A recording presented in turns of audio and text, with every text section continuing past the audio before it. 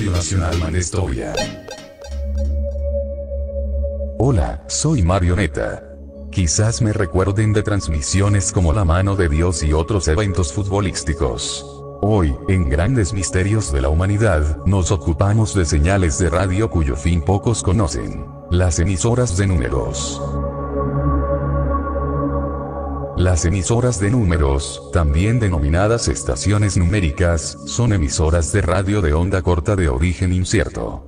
En general transmiten voces leyendo secuencias de números. Las voces que se oyen en estas emisoras son muchas veces generadas mecánicamente, vienen en una gran variedad de idiomas, y normalmente son femeninas. Aunque a veces se usan voces masculinas o infantiles. Las pruebas apoyan las suposiciones populares de que estas emisoras son canales de comunicación para enviar mensajes a espías.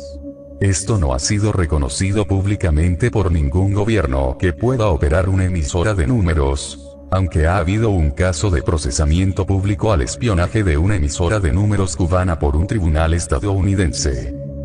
Las emisoras de números aparecen y desaparecen a lo largo del tiempo, aunque algunas siguen horarios regulares. Y su actividad total ha aumentado ligeramente desde principios de los años 1990. Este aumento sugiere que, como fenómenos relacionados con el espionaje, no fueron únicas a la Guerra Fría. Las características de estas emisoras son muy variadas.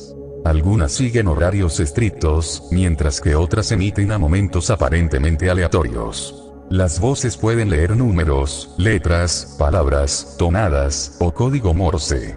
La voz que lee la información puede ser automática o producida en el momento, de una persona joven o vieja, masculina o femenina.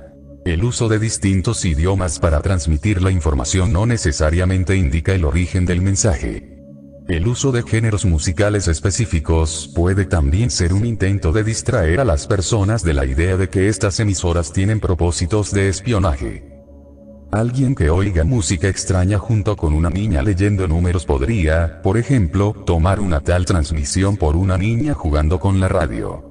Sin embargo, el oyente experto notará que tales números son leídos de manera idéntica, como cuando se marca un número equivocado en el teléfono y una máquina anuncia que el número no ha sido reconocido.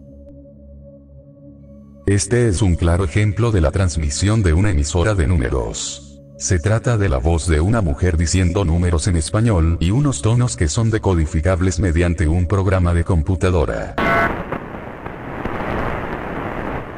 0, 7, 0, 2, 2.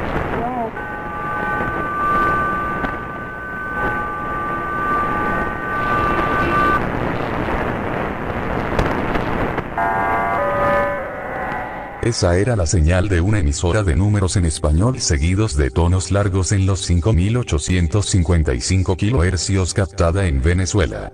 Según dicen, es la estación espía cubana catalogada como HM01. Según investigadores, se han reportado emisoras de números desde la Primera Guerra Mundial. De ser cierto, estas emisoras estarían entre las primeras existentes. Desde hace mucho se ha especulado, y en un caso acusado, que dichas emisoras funcionan como un método simple e infalible para que las agencias gubernamentales se comuniquen con sus agentes secretos. Según esta teoría, los mensajes vienen cifrados con una libreta de un solo uso, para evitar cualquier posibilidad de descifrado por un enemigo. Como prueba, estas emisoras han cambiado detalles de su programación o hecho transmisiones no programadas coincidiendo con sucesos políticos extraordinarios, como el golpe de Estado soviético de 1991. Otros especulan que algunas de estas emisoras se usan para operaciones de narcotráfico. A diferencia de las gubernamentales, las emisoras de los narcotraficantes deberían tener menos potencia y no funcionar regularmente, para evitar ser localizadas por triangulación y atacadas posteriormente. Estas emisoras, sin embargo, han operado impunemente durante décadas, por lo que se supone que solo son operadas o patrocinadas por los distintos gobiernos. Por otro lado, las transmisiones en bandas internacionales de onda corta requieren de altos niveles de potencia eléctrica, inaccesibles para ranchos, granjas o plantaciones de droga en regiones aisladas. las señales de radio inferiores a 40 vatios pueden dar la vuelta al mundo en condiciones ideales de ruido de radiofrecuencia, clima, estación, manchas solares, una gran antena receptora y un excelente receptor. Pero, hipotéticamente, los espías trabajarían con receptores manuales, a veces bajo presión, en cualquier estación y condiciones. Por tanto, solo unos transmisores enormes, de hasta 500.000 vatios, pueden llegar hasta cualquier espía escondido en un sótano.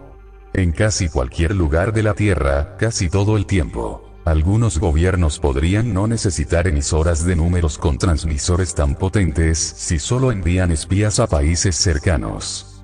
Aunque ninguna entidad ha admitido jamás transmitir los números, un artículo de 1998 en el Daily Telegraph citó a un portavoz del Departamento de Industria y Comercio del Reino Unido, la entidad encargada de regular las transmisiones de radio en ese país, diciendo sobre dichas emisoras: estas son lo que ustedes creen que son.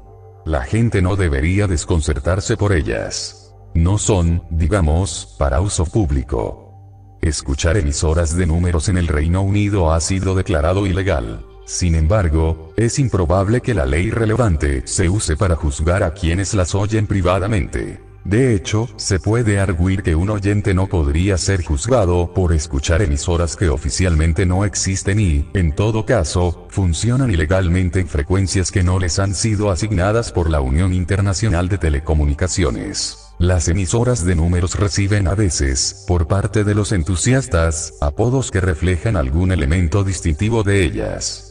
Por ejemplo, una de las más conocidas, supuestamente operada por el Mi-6, pues sus emisiones han sido rastreadas hasta la base Rafa Crotiri en Chipre. Toca los dos primeros compases de la canción popular inglesa del mismo nombre antes de cada secuencia de números. Magnetic Fields reproduce esta pieza del francés Ian Miguel Jarre antes y después de cada secuencia. La emisora Atención comienza sus transmisiones con esta exclamación: ¡Atención!